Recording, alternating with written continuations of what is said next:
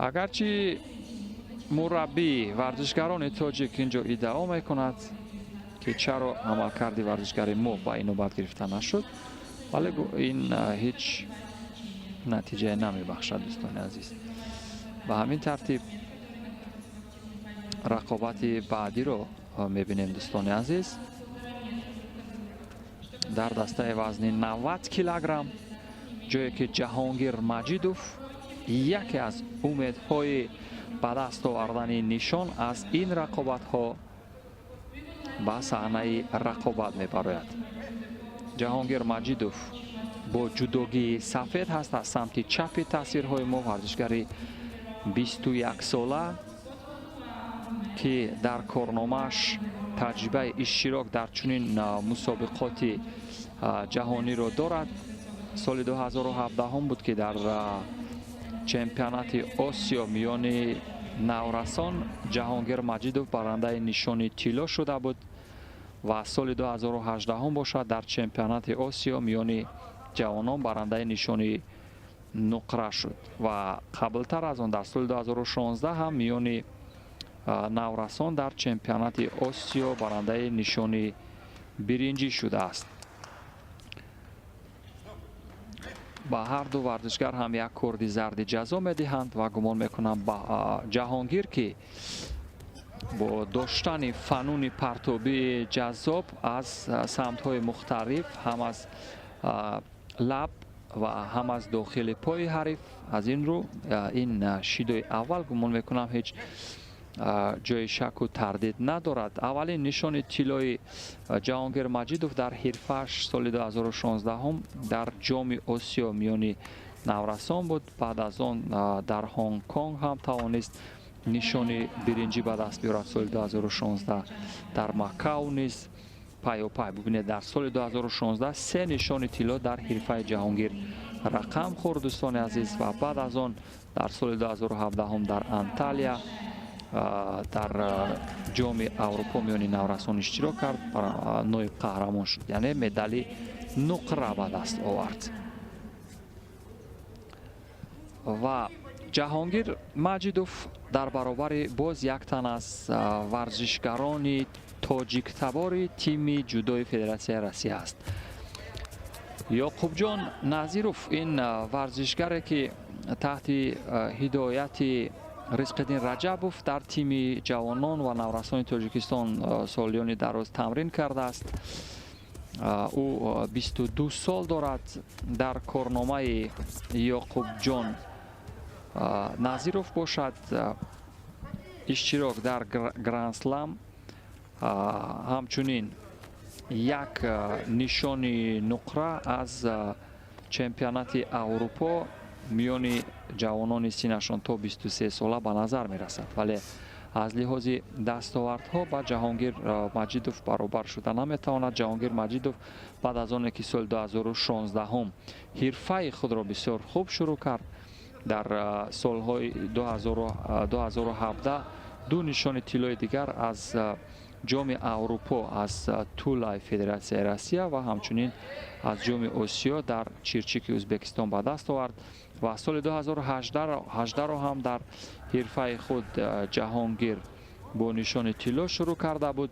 در استکول در سال 2018 هم در جام آسیا برنده نشان طلا شد و پای و پای در هنگ کنگ هم در میان جوانان برنده نشان طلا شد. در چمپیوناتی در جام آسیا در مکاو سال 2018 هم برنده نشان طلا شده است.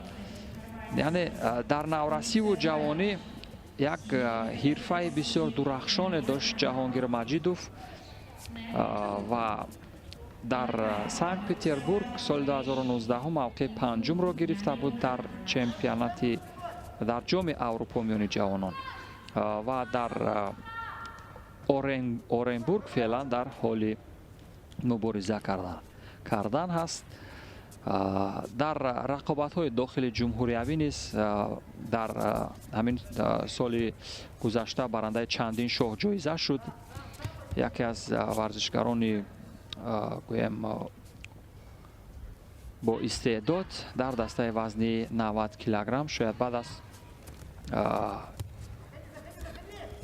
کامرانشاه اوستاپیریان یکی از مدعیان برای عضویت در تیم ملی جهانگیر مجیدوف باشد. پرتابی بسیار خوب داشت با روش اورانگ. همین ترتیب جهانگیر مجیدوف و مرحله بعدی راه خط میگیرد. یعقوب جان نظیروف، این ورزشگر تاجیک تبار فدراسیون روسیه را جهانگیر مجیدوف از قزاقستان را از صدی راه برداشت. در همین دسته وزن 90 کیلوگرم جهانگیر مجیدوف یگانه ورزشگر تاجیکستانی که تا اینجای کار در این رقابت ها شکست نخورده است. به صحنه رقابت میبراید. دوستان عزیز، جهانگیر مجیدوف با لباس ها یا جودوگی کبود هست. ورزشگر 21 ساله تاجیک. او در برابر حریف از فدراسیون روسیه امیل کوربانوف قرار میگیرد. دوری دویومی رقابت ها و این پیروزی جهانگیر مجیدوف را به مرحله نیمه نهایی خواهد برد. در دسته وزن 90 کیلوگرم اکنون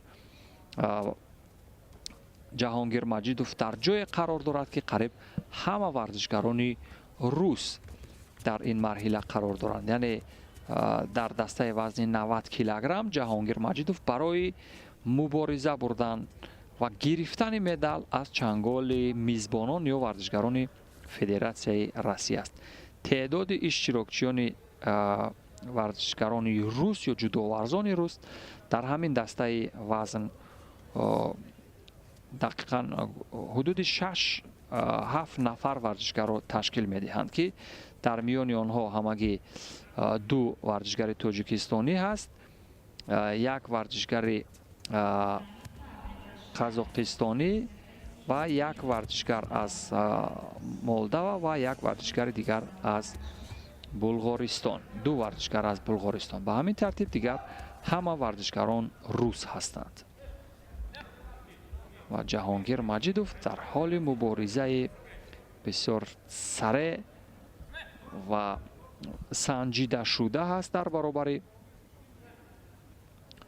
این حریفش.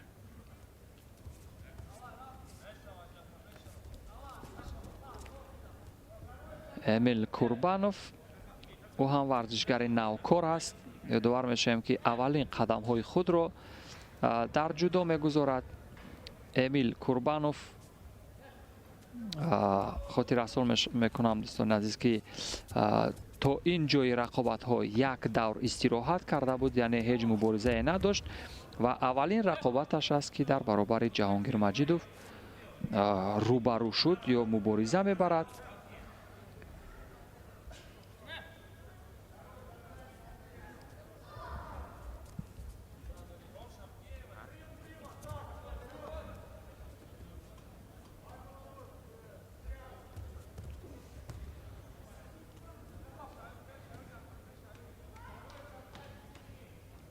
جهانگیر مجیدوف که تعداد زیادی اشتراک در رقابت‌های بین المللی را دارد، از او امید درخشندگی داریم در این رقابت‌ها، چون که با ورزشگران نوکار دست و پنجه نرم میکند.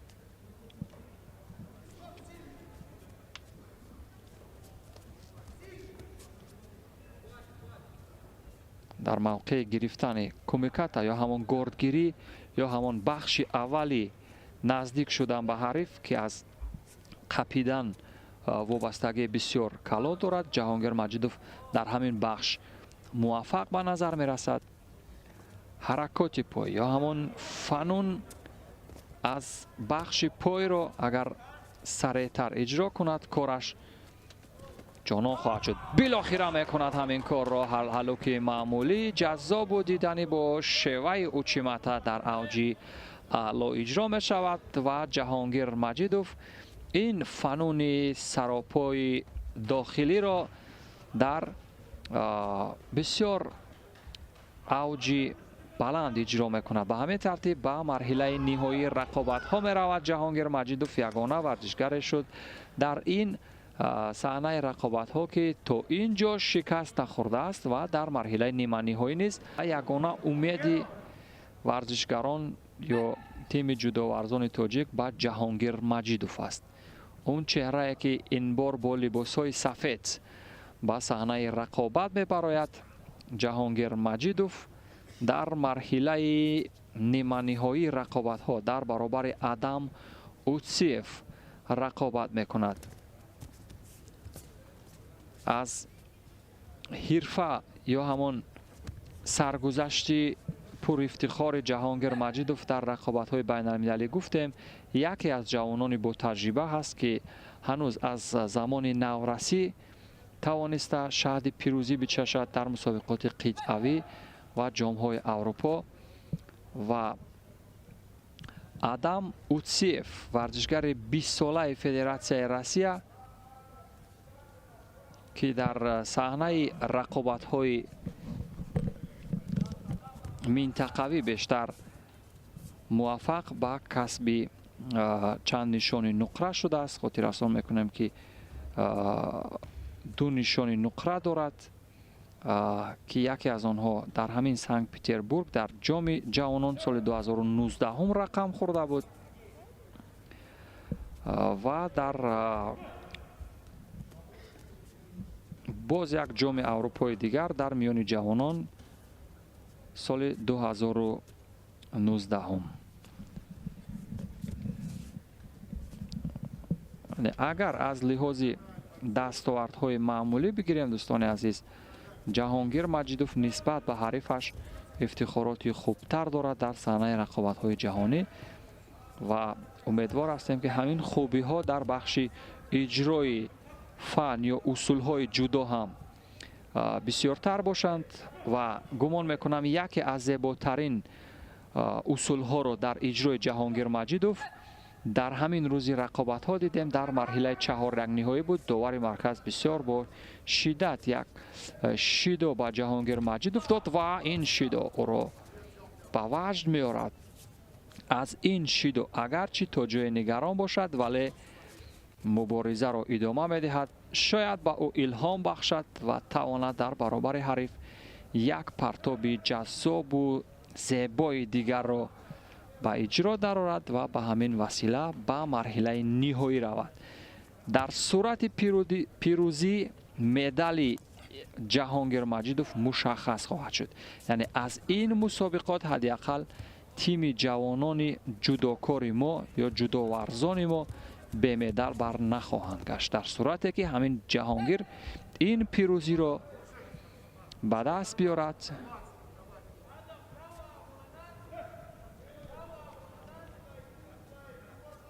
ва дар қатори кишварҳои иштирокдошта парчами Тоҷикистони соҳиби истиқлол низ парафшон шавад.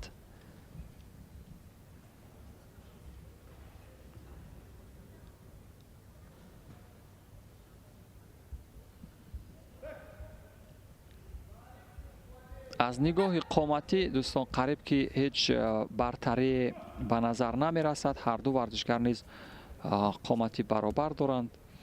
Ҷаҳонгир Маҷидов бошад бо таҷрибаи волое ки дар иҷрои фанунӣ саропо дорад, нисбат ба ҳариф фарқкунандатар ҳаст.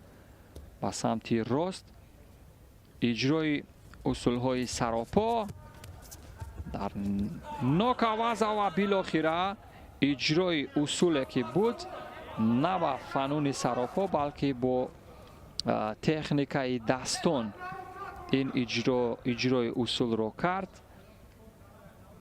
дар теваза бисёр муваффақона амал кард ва ба ҳамин тартиб як вазаре гирифт. 58 сонияи дигар то расидани Ҷаҳонгир ба марҳилаи ниҳоӣ ё бар рақобати финалӣ ҳаст. гумон мекунам дар наворҳои тадриҷӣ ҳам бояд доварон одилона назар кунанд. ин партоб вазаре буд. агар коргардони мо ҳам ҳамин лаҳзаро қайчӣ карда, ба маънои маҷозан мегӯям, яъне бурида камтар мекашид, суст мекард, мо низ қазоват мекардем, вале дар ҳамун нигоҳи аввал ҳам мушаххас буд ки Ҷаҳонгир Маҷидов иҷрои усулаш бисёр хуб ва ба маврид буд.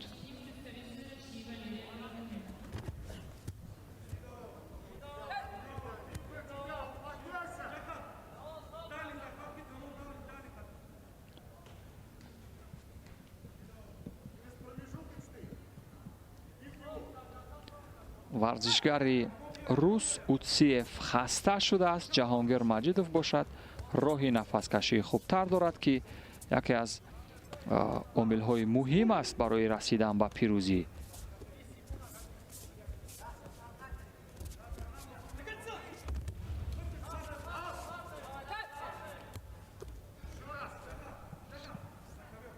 در آخرین مبارزه در همان لحظه های آخر رقابت جهانگیر هم خوب دفاع کرد. در اینجا میتواند به وقت کشی توجه کند، فقط مسافه را نزدیک نکند که میتواند خطر داشته باشد.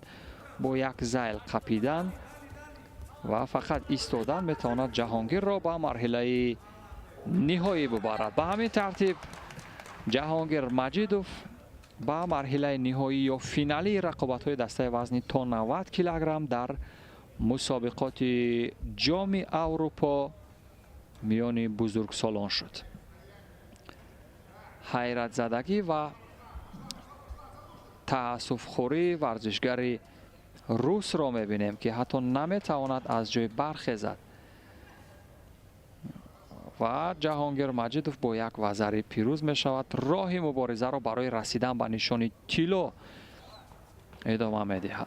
قدرت و توان و هنر او باعث به آن می شود که تا از میان 8 ورزشگر تاجیکستانی که در این رقابت ها اشتراک می کنند یگانه ورزشگر باشد که با مدال از این مسابقات بر بگردد. اینک فینال دوستان عزیز، مرحله نهایی شهر اورنبورگ، فدراسیای روسیه، مسابقات جام اروپا میان بزرگسالان که جهانگیر مجیدوف مراتب اول در میان بزرگسالان در جام اروپا اشتراک میکند. و ورزشگر ما جهانگیر مجیدوف در برابر باز یک تاجیک تبار تیم جودوی فدراسیای روسیه است. میرزا شوکاریف این در تاجیکستان به دنیا آمده است ولی چند سال باز در شهر به فدراسیای روسیه رفت، در آنجا یعنی شهروندی دارد. از این رو از تیم جودوی فدراسیای روسیه نمایندگی میکند. میرزا شوکاریف در رقابت های خود در حرفش تا اینجا رقابت ها 3 نشان طلا دارد از جام اروپا در لیبنیتز در آلمان سال 2019 هم نشان طلا از همین مسابقات در اجرای یک سره سراپا. ببینید چگونه جهانگیر مجیدوف رو حیرت زده میکند. جهانگیر مجیدوف هیچ چشمدار نبود که این عمل ورزشگری روسیا هماوردی هم تبارش با این آسانی و با این سرعت بلند رقم بخورد و جهانگیر مجیدوف در همان لحظه های اول از دور رقابت های در این رقابت شکست بخورد و برنده نشانی نقره شود. به همین ترتیب در دسته وزن 90 کیلوگرم ورزشگران تاجیک با توفیل استعداد جهانگیر مجیدوف توانستند یک نشانی نقره به تاجیکستان بیارند. پیروزی برای جهانگیر مجیدوف مبارک باشد. این نشانی نقره که مراسم تقدیم جایزه سپاری را هم با هم میبینیم دوستان عزیز.